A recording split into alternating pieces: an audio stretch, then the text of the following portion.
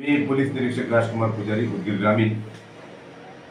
यामध्ये आम्हाला आमचे वरिष्ठ अधिकारी ॲडिशनल एसपी साहेब श्री देवरे साहेब यांच्याकडनं माहिती मिळाली होती की बनशेळकी रोड या ठिकाणी एक बोगस डॉक्टर आहे, तो अबॉर्शन वगैरे करत आहे।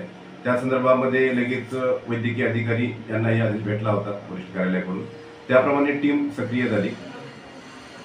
उदगीर शहर ठाण्याचे पोलीस निरीक्षक श्री अभिषेक शिंदे साहेब, आमची टीम डीबी पथक हे असं जाऊन त्या बनशेळकी रोडच्या चाचा चौक या हॉटेलजवळ जे अवैध व्यवसाय चालू होता बोगस डॉक्टरांचा, ते शिताफीने जाऊन चालू असतानाच पकडला गेला। त्याच्यामुळे ते आरोपी ताब्यात आम्ही घेतलेला आहे। जे विक्टिम जे आहे, जी पीडित आहे, जे उपचार चालू आहेत सरकारी दवाखान्यामध्ये, आणि जे कोणी संशयित आहेत त्यांच्यावरती आमचा तपास चालू आहे। इतर कोणी वैद्यकीय अधिकारी किंवा इतर इसम यामध्ये निष्पन्न होतात का हे तपासामध्ये आम्ही करत आहोत। गुन्हा काय दाखल? गुन्हा याच्यामध्ये एमपीडी कायद्याअंतर्गत आणि आयपीसीचे कलम यानुसार यामध्ये गुन्हा दाखल होईल। अबॉर्शनचे कलम आहेत, बोगस डॉक्टरचे कलम याप्रमाणे याच्यामध्ये दाखल होतील।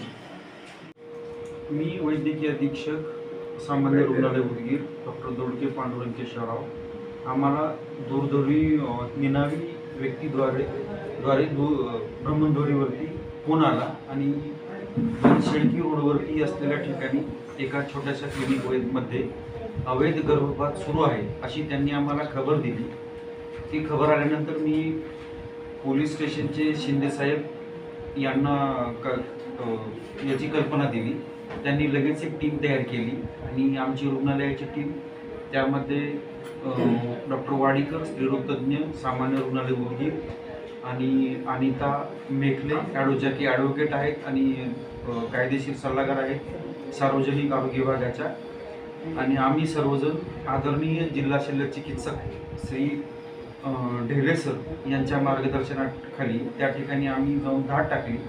तर त्या ठिकाणी अवैधरित्या गर्भपात सुरू होता।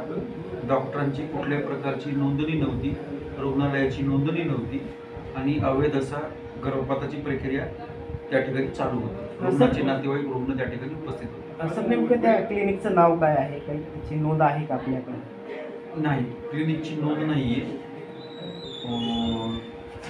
ते क्लिनिकचे नाव आफिया क्लिनिक असं।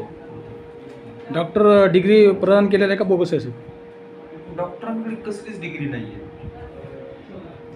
त्यांच्याकडे जे काही साहित्य वगैरे आढळून आलं ते आम्ही जप्त केलेलं आहे आणि अधिक तपास आदरणीय पोलीस खात्यामार्फत अधिक तपास सुरू आहे।